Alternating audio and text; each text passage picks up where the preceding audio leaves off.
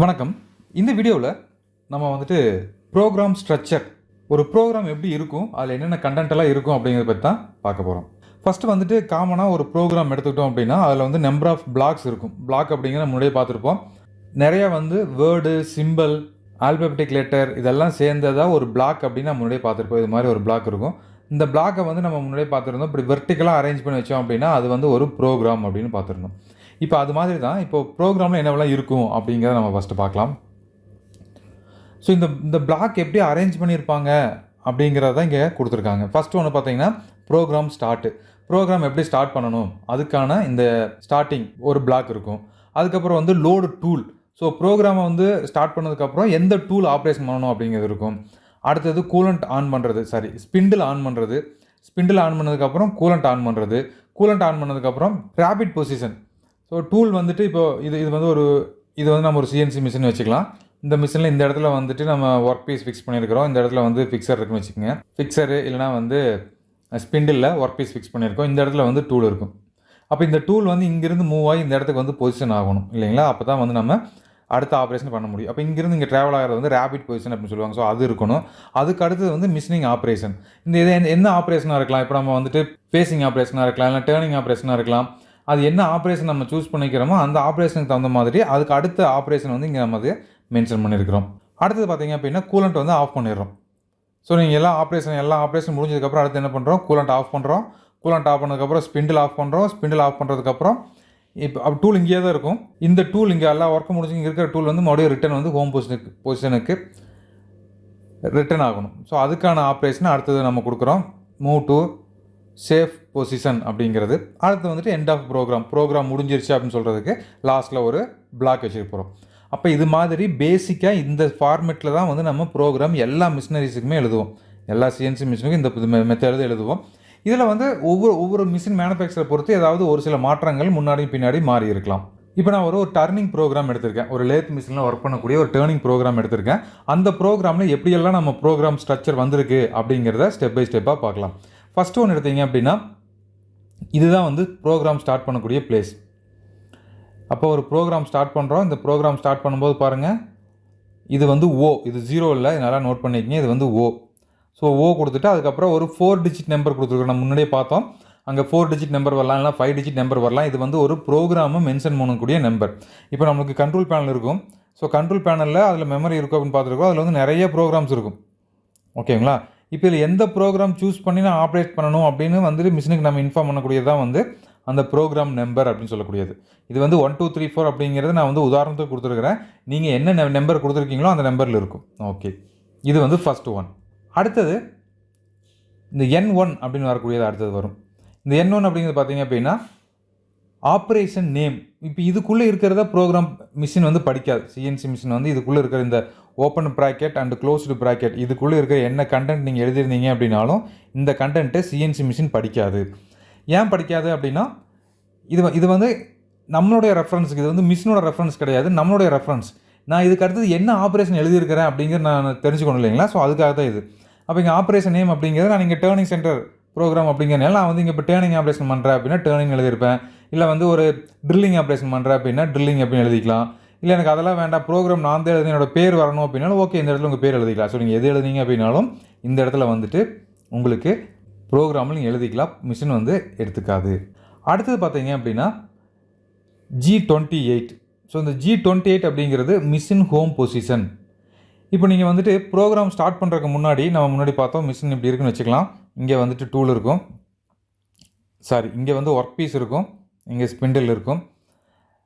இப்போ நீங்கள் வந்து ப்ரோக்ராம் ஸ்டார்ட் பண்ணுறதுக்கு முன்னாடி டூல் வந்து இங்கே இருக்கும்.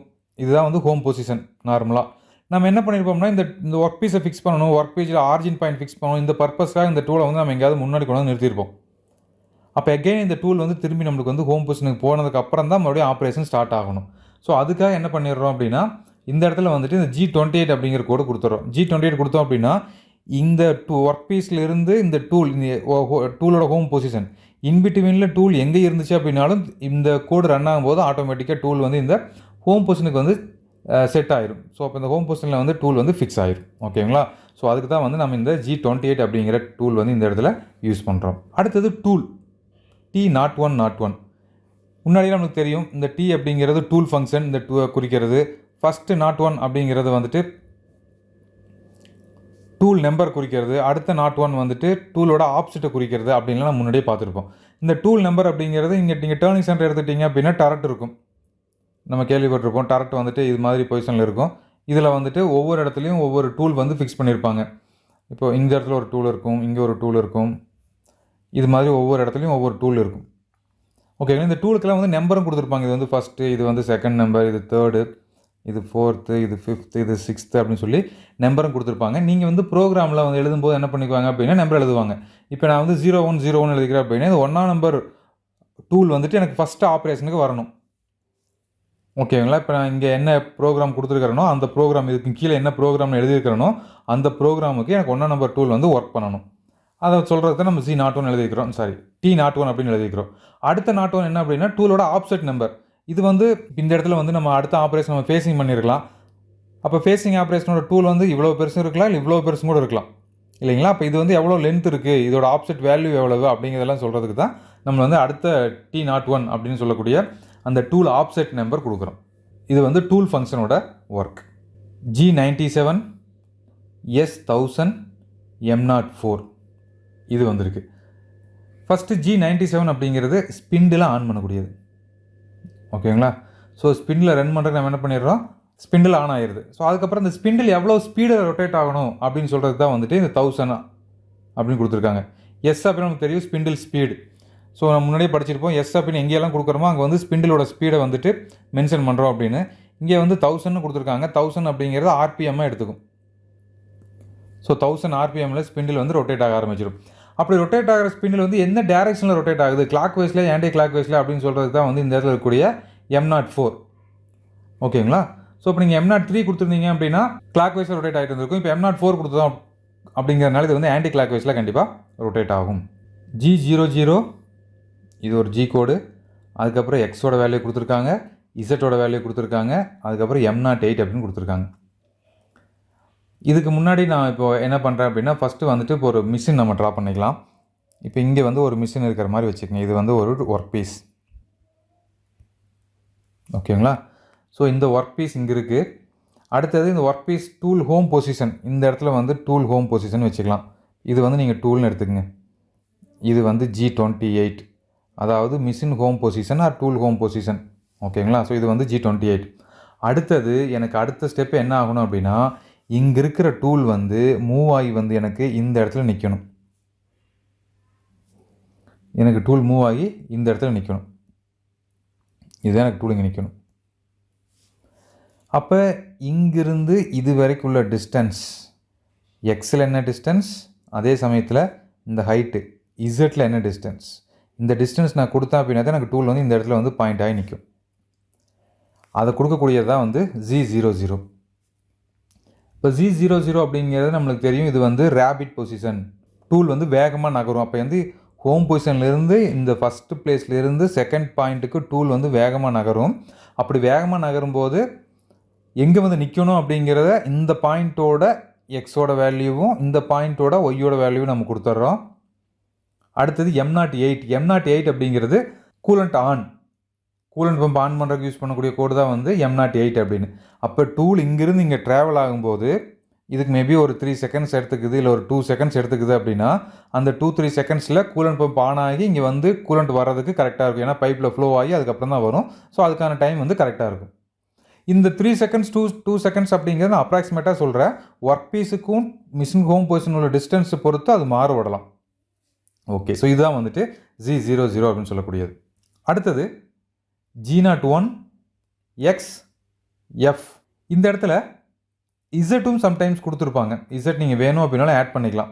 G01 X value, Z value, அதுக்கப்புறம் ஃபீடு வேல்யூ அப்படின்னு நம்ம கொடுக்கலாம். இல்லை நீங்கள் அப்படி கொடுக்காம இப்போ எஃப் மட்டும் கொடுத்தீங்க அப்படின்னா என்ன ஆகும் அப்படின்னா இதுக்கு முன்னாடி எக்ஸோட இசட்டோட வேல்யூ என்ன இருந்துச்சோ அந்த வேல்யூ வந்து இசட்டில் ஆட்டோமேட்டிக்காக மிஷினே வந்து அஸ்யூம் பண்ணிக்கும். நம்ம கொடுக்க வேண்டியதில்லை, மிஷினே வந்து இந்த இடத்துல அஸ்யூம் பண்ணிக்கும். ஓகே, அது ஒரு இம்பார்ட்டண்டான பாயிண்ட் இந்த இடத்துல நீங்கள் நோட் பண்ணிக்கங்க. இப்போ நான் G01 அப்படிங்கிறது கொடுத்தா என்ன ஆகும் அது நம்ம பார்க்கலாம். நம்ம முன்னாடி பார்த்தோம். இப்போ இது வந்து நமக்கு ஒர்க் பீஸு. ஸோ டூல் வந்துட்டு எல்லோ கலரில் இருக்கிறது நம்ம டூல்னு பார்த்தோம். இப்போ டூல் இங்கே வந்து நின்றுச்சு. இங்கே இருக்கிற டூல் எனக்கு இங்கே மூவ் ஆகி கீழே கட் எடுக்கணும். அப்படி கட் எடுக்கும்போது எனக்கு G01 அப்படிங்கிற கோடு கொடுப்போம். நமக்கு எல்லாத்துக்கும் நல்லா தெரியும். ஸோ கட் எடுக்கிறதுக்கு தான் G01 அப்படிங்கிற கோடு. அப்போ கட் எடுத்து எங்கே வந்து நிற்கணும், எவ்வளோ தூரம் வரைக்கும் கட் எடுக்கணும் அப்படின்னு கொடுக்குறதுக்கு தான் நம்ம வந்து எக்ஸோட வேல்யூவும் இசட்டோட வேல்யூவும் கொடுக்குறோம். அப்போ எனக்கு இந்த இடத்துக்கு வந்து நின்னா போதும் அப்படின்னா இந்த இடத்தோட எக்ஸோட வேல்யூ, இந்த இடத்தோட இசட்டோட வேல்யூ அதை கொடுத்துட்டோம் அப்படின்னா டூல் ஆட்டோமேட்டிக்காக இங்கேருந்து இங்கே வந்து கட் ஆயிரும். அப்படி வரும்போது மெட்டில் ரிமூவ் பண்ணிகிட்டே வரும். அப்போ வந்து ஆட்டோமேட்டிக்காக ஸ்லோவாக தான் வரணும். அப்போ நம்ம ஃபீடு வேல்யூ வந்து நம்ம தான் மென்ஷன் பண்ணணும். ஒவ்வொரு ஆப்ரேஷனுக்கு பொறுத்த மாதிரி ஃபீடு வந்து மாறிக்கிட்டே இருக்கும். இப்போ ட்ரில்லிங்க்கு ஒரு மாதிரி ஃபீடு இருக்கும், மில்லிங்க்கு ஒரு மாதிரி ஃபீடு இருக்கும். இல்லை அதே வந்து நம்ம இப்போ ஒரு டேப்பர் டர்னிங் பண்ணுறோம் அப்படின்னா அப்போ ஒரு மாதிரி ஃபீடு கொடுப்போம். அப்போ இந்த ஃபீடுக்கு தகுந்த மாதிரி நம்ம வந்து ஆப்ரேஷன் தகுந்த மாதிரி ஸ்பீடு வந்து மாறிக்கிட்டே இருக்கும். அப்போ ஸ்பீடு நம்ம தான் கொடுக்கணும். அதனால் வந்து எஃப்னு கொடுத்துட்டு இந்த ஃபீடு வேல்யூ எவ்வளோ அப்படிங்கிறத நம்ம கொடுத்துக்கலாம். இப்போ ஒரு வேல்யூ முடிஞ்சுது. அடுத்தது மறுபடியும் திரும்பி மேலே போகணும், மறுபடியும் அடுத்த இடத்துக்கு பொசிஷன் பண்ணணும், அடுத்த கட் எடுக்கணும், மறுபடியும் மேலே போகணும், கட் எடுக்கணும். இது மாதிரி வந்து ஸ்டெப் பை ஸ்டெப்பாக வந்து மிஷின் நடந்துக்கிட்டே இருக்கும். அதுக்கான G கோட் நம்ம கீழே கொடுத்துக்கிட்டே இருப்போம். ஓகேங்களா? ஸோ மெட்டில் கட் எடுக்குது அப்படின்னா G01, கட் எடுக்கல அப்படின்னா G00. டூல் வந்து கிளாக் வைஸில் மூவ் ஆகுது அப்படின்னா ஒரு கோடு கொடுப்போம். டூல் வந்து ஆன்டி கிளாக் வைஸில் மூவ் ஆகுது அப்படின்னா அதுக்கு ஒரு கோடு கொடுப்போம். இது மாதிரி கொடுத்து நம்ம வந்து ப்ரோக்ராம் ஃபுல்லாக எழுதிக்கிட்டே வருவோம். இது வரைக்கும் ஃபுல்லாக ப்ரோக்ராம் எழுதுவோம். ஓகேங்களா? ஸோ அதுதான் அந்த ஸ்டெப் தான் கொடுத்துருக்கோம். இதுக்கு அடுத்து லாஸ்ட்டாக ப்ரோக்ராம் ஸ்டாப் பண்ணுறதுக்கு முன்னாடி இங்கே நம்ம வந்து G28 அப்படிங்கிறது கொடுக்குறோம். G28 ஏன் கொடுக்குறோம் அப்படின்னா ஒர்க் பீஸ் இங்கே இருந்துச்சு. ஒவ்வொரு ஸ்டெப்பாக வந்து எல்லா ஆப்ரேஷனும் முடிஞ்சுது. எனக்கு இங்கே வந்து இப்படி எல்லாம் கட் எடுத்து எல்லா ஆப்ரேஷனும் முடிஞ்சுது. நான் டூல் கட் பண்ணி முடிச்சிட்டேன். இப்போ எனக்கு என்ன தேவையோ அது வரைக்கும் கட் பண்ணியாச்சு. எனக்கு மீதமுள்ள ஒர்க் பீஸ் இவ்வளோ தான் இருக்குது. ஸோ அன்வான்ட் ஒர்க் பீஸ்லாம் நான் கட் பண்ணி எடுத்துட்டேன். இது எனக்கு தேவையான ஒர்க் பீஸ் இருக்குது. அப்போ எல்லா ஆப்ரேஷனும் முடிஞ்சுது. ஆப்ரேஷன் முடிஞ்சதுக்கப்புறம் டூல் இங்கே இருக்கிற டூல் மறுபடியும் எனக்கு திரும்பி வந்து ஹோம் பொசிஷனுக்கு போகணும். இந்த ஹோம் பொசிஷன் அப்படிங்கிறத நான் முன்னாடியே பார்த்தோம். மிஷின் ஹோம் பொசிஷன் இதை வந்து G28 அப்படிங்கிற நான் மென்ஷன் பண்ணுவோம் அப்படின்னு நான் முன்னாடியே பார்த்தோம். அந்த G28 தான் இங்கே G28 கொடுத்தீங்க அப்படின்னா ஆட்டோமேட்டிக்காக இந்த எல்லா ஆப்ரேஷன் முடிஞ்சு டூல் வந்து கரெக்டாக ஹோம் பொசிஷனுக்கு ட்ராவல் ஆகிரும்.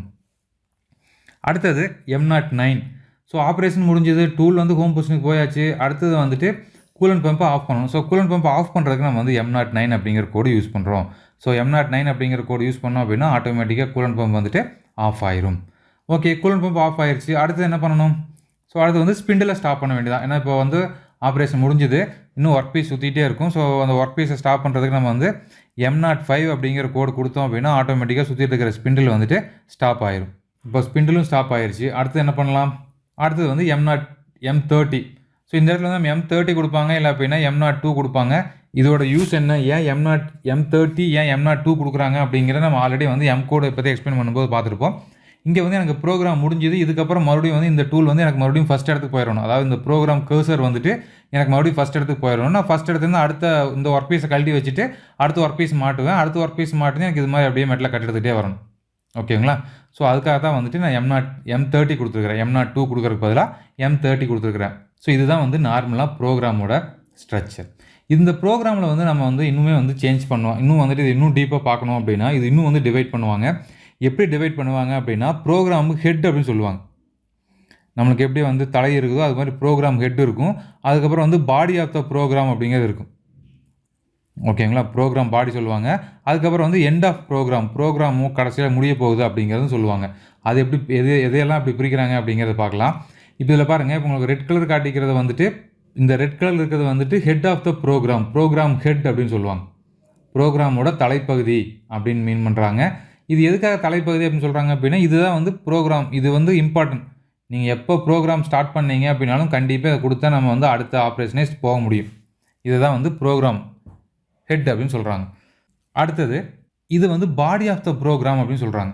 இந்த பாடி ஆஃப் த ப்ரோக்ராமில் தான் வந்து நம்மளுக்கு என்ன ஆப்ரேஷன் பண்ண போகிறோம் அப்படிங்கிறது வரும். ஸோ நீங்கள் ஆப்ரேஷன் தகுந்த மாதிரி வந்து இந்த பாடி வந்து மாறிக்கிட்டே இருக்கும். இப்போ ஃபேஸிங்க்கு ஒரு மாதிரி இருக்கும், டேர்னிங்க்கு ஒரு மாதிரி இருக்கும், இல்லை சைக்கிள்ஸ் ப்ரோக்ராம்னால் வேறு மாதிரி இருக்கும். இதுதான் வந்து ஆப்ரேஷன். ஸோ ஹெட்டும் டெய்லும் வந்து மோஸ்ட்லி மாறாது. அதாவது ஹெட்டும் எண்டும், ஹெட் ஆஃப் த ப்ரோக்ராமும் எண்ட் ஆஃப் த ப்ரோக்ராம் இருக்கக்கூடிய அந்த ரெண்டு கண்டென்ட்டும் வந்துட்டு மேக்ஸிமம் மாறாது. ஏன்னா இதெல்லாம் வந்து common. Program name, sequence number, இந்த G28, T0101, G97 spindle on பண்ணுறது இதெல்லாம் வந்து மாற போகிறது கிடையாது. அதே மாதிரி எண்ட்லேயும் பார்த்தீங்க அப்படின்னா மறுபடியும் ப்ரோக்ராம் கடைசி இடத்துக்கு போகிறது, M09 ஸ்பிண்டில் ஆஃப் பண்ணுறது, கூலண்ட் பம்ப் ஆஃப் பண்ணுறது, ப்ரோக்ராம் எண்ட் ரீவைண்டிங் கொடுக்குறது, இது வந்து மாற போகிறது கிடையாது. பட் நடுவில் இருக்கக்கூடிய இந்த பாடி மட்டும் கண்டிப்பாக மாறிக்கிட்டே இருக்கும். எண்ட் ஆஃப் த ப்ரோக்ராம் அப்படிங்கிறது, இல்லை ப்ரோக்ராம் எண்ட் அப்படிங்கிறது, ஸோ லாஸ்ட்டில் இருக்கக்கூடிய நம்ம முன்னே பார்த்த மாதிரி இதுதான் வந்து ப்ரோக்ராமோட எண்டு. ஓகேங்களா? இதெல்லாம் இல்லாமல் இதில் யூஸ் பண்ணக்கூடிய சிம்பிள்ஸ் அப்படின்னு பார்த்தீங்கன்னா இந்த இடத்துல ஒரு சின்ன சிம்பிள் யூஸ் பண்ணியிருக்கோம். ஸோ இந்த சிம்பிள் வந்து எண்ட் ஆஃப் பிளாக் அப்படின்னு சொல்லுவாங்க. ஒரு புள்ளி இருக்கும், அதுக்கு கீழே வந்து ஒரு கமா இருக்கும், இது மாதிரி ஒரு கமா இருக்கும். இது வந்து EOB அப்படின்னு சொல்லுவாங்க, end of block. End of block அப்படிங்கிறது என்ன அப்படின்னா, ஒரு பிளாக் இருக்குது, இந்த பிளாக்கில் நீங்கள் எவ்வளோ கண்டென்ட் எழுதியிருக்கீங்க அப்படிங்கிறது மிஷினுக்கு நம்ம சொல்லணும் இல்லைங்களா? ஸோ இந்த கண்டென்ட் இதோட முடிஞ்சுது, இதுக்கப்புறம் நான் கண்டென்ட் எழுதலை அப்படின்னு சொல்கிறதுக்கு தான் இந்த எண்ட் ஆஃப் பிளாக். இப்போ ரீசெண்டாக வரக்கூடிய மிஷினரிஸில் வந்து எண்ட் ஆஃப் பிளாக் டிஃபால்ட்டாகவே வந்து நீங்கள் ஒரு ப்ரோக்ராம் எழுதி முடிச்சு என்டர் கொடுத்தீங்க, ஒரு பிளாக் எழுதி முடிச்சு என்டர் கொடுத்தீங்க அப்படின்னாலே இந்த இடத்துல நீங்கள் என்டர் டைப் பண்ணும்போது ஆட்டோமேட்டிக்காக இங்கே வந்து பிளாக் கிரியேட் ஆயிரும். இந்த எண்ட் ஆஃப் பிளாக் கிரியேட் ஆகலை, கொஞ்சம் ஓல்டு மிஷின் எல்லாம் வந்து எண்ட் ஆஃப் பிளாக் கிரியேட் ஆகாது. அப்போ நம்ம மேனுவலாக வந்து எண்ட் ஆஃப் பிளாக் கொடுக்குற மாதிரி இருக்கும். கண்ட்ரோல் பேனலில் எண்ட் ஆஃப் பிளாக்னே தனியாக ஒரு கீ கொடுத்துருப்பாங்க. அந்த கீ ப்ரெஸ் பண்ணிங்க அப்படின்னா ப்ரோக்ராம் முடிஞ்சுது அப்படிங்கிறத மிஷினை அண்டர்ஸ்டாண்ட் பண்ணிக்கும். எண்ட் ஆஃப் பிளாக் அப்புறம் ஏதாவது நீங்கள் எழுதியிருக்கீங்க அப்படின்னா மிஷின் வந்து அதை படிக்காது. ஆட்டோமேட்டிக்காக இங்கே எண்ட் ஆஃப் பிளாக் அப்புறம் சம்திங் எழுதியிருக்கேன் அப்படின்னா இதை மிஷின் படிக்காது. ஆட்டோமேட்டிக்காக வந்து அடுத்த பிளாக்குக்கு மிஷின் வந்து ட்ரான்ஸ்ஃபர் ஆயிரும். ஸோ இதுதான் வந்துட்டு CNC ப்ரோக்ராமோட ஸ்ட்ரக்சர். இந்த ஸ்ட்ரக்சர் அப்படிங்கிறது நான் ரொம்ப சிம்பிளிஃபை பண்ணி ஈஸியாக அண்டர்ஸ்டாண்ட் ஆகணும், புதுசாக ப்ரோக்ராம் கற்றுக்கிறவங்களுக்கு புரிகிற மாதிரி நான் கொடுத்துருக்கேன். இன்னும் ஒவ்வொரு மிஷினை பொறுத்து மேபி இன்னும் சேஞ்ச் ஆகலாம். அதெல்லாம் நம்ம வந்து பின்னாடி வரக்கூடிய ப்ரோக்ராம் எழுதும்போது இல்லை நீங்கள் மிஷின் யூஸ் பண்ணும்போது தெரிஞ்சுக்கலாம். மீண்டும் அடுத்த வீடியோவில் சந்திக்கலாம். நன்றி, வணக்கம்.